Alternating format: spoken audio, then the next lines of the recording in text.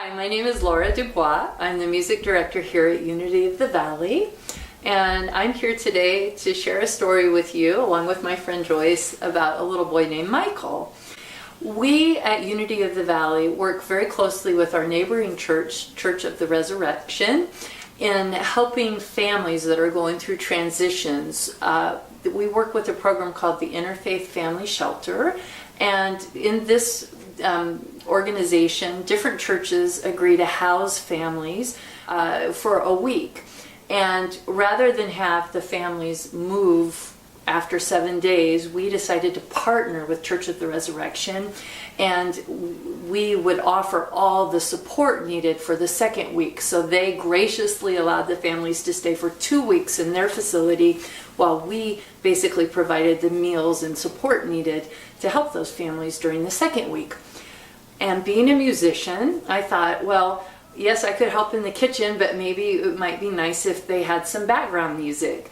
I play for a lot of people that have a lot of money that want to, have fancy background music. So I thought how nice it would be to bring this kind of music to a situation where maybe they didn't normally get that.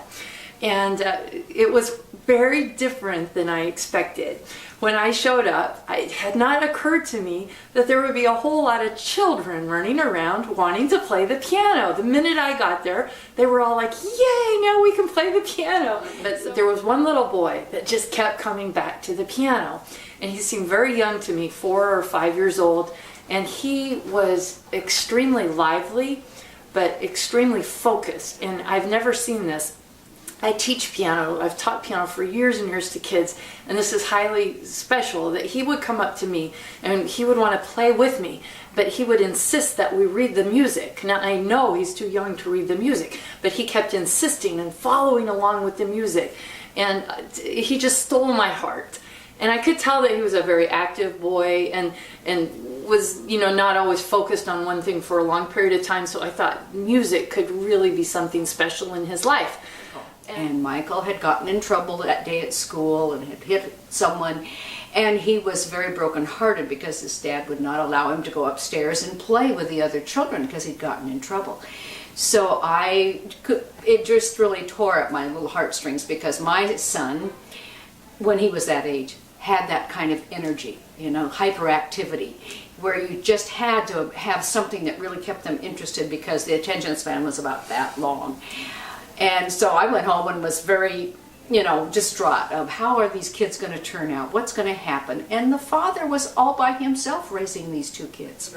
Yeah, I had gone home that evening really thinking a lot about this little boy and thinking, well, maybe there's something I could do here. So I wrote a card to his father, and I just introduced myself and said that if the time ever came that he would be interested or available, I would be happy to teach Michael piano lessons for no fee.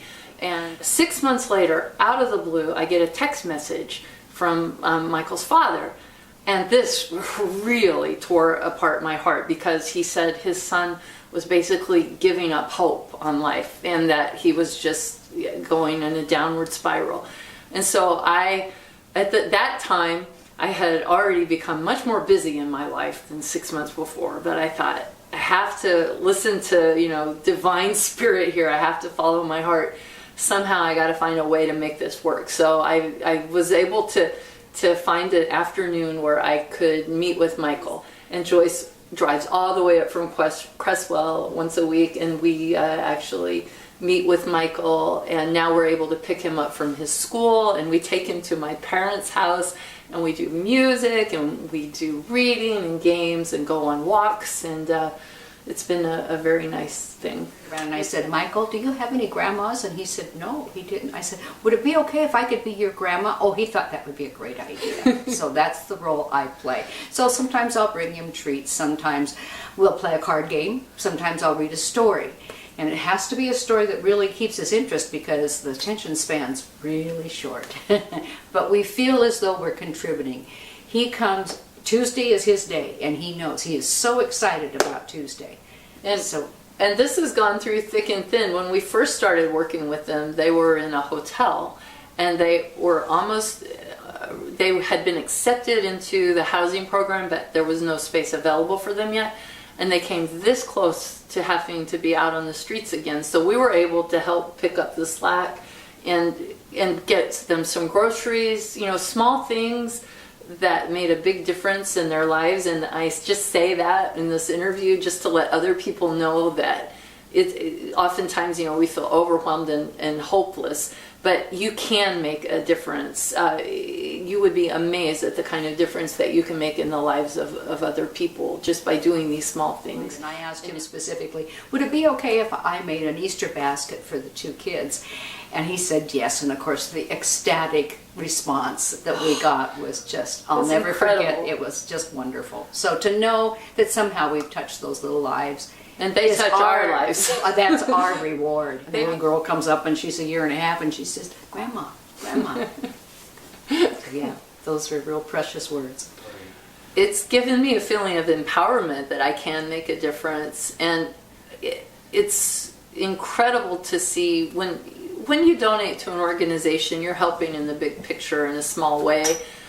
Or if you help on a one-time basis, that's lovely, but to see the difference you can make in the life of one child or two children on a regular basis, week in, week out, that's huge. And so it feels wonderful. And I would say it has made me so grateful for what I have. I have a house, I have food on my table. These people were to the point where they didn't have that. And it really opened my eyes to how important that is to be grateful for what we have. And so we would collect all from our congregants, all the things that they would like to donate to the people next door, Church of the Resurrection, to make up home starter kits. And we had good success. People were very generous in our church. People want to help, but it is sometimes people don't know how to help. And that's why I'm hoping that our story will encourage you. Just follow your heart, just that little extra bit. When I wrote that card to Michael's dad, I thought he might think I'm a weirdo. He doesn't know me from anyone. But you know what? Look what happened. Yeah. Just take a chance every now and then. Yeah. It'll change your life.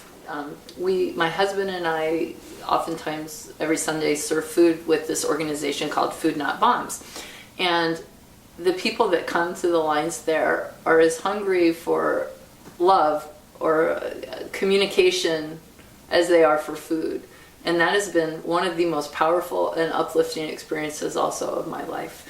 This idea that it's not that you're just handing somebody some material thing, it's that you're seeing them as a person, you're communicating heart to heart with them. It's sustenance of a different sort, and it's what we need in this world so much, I think.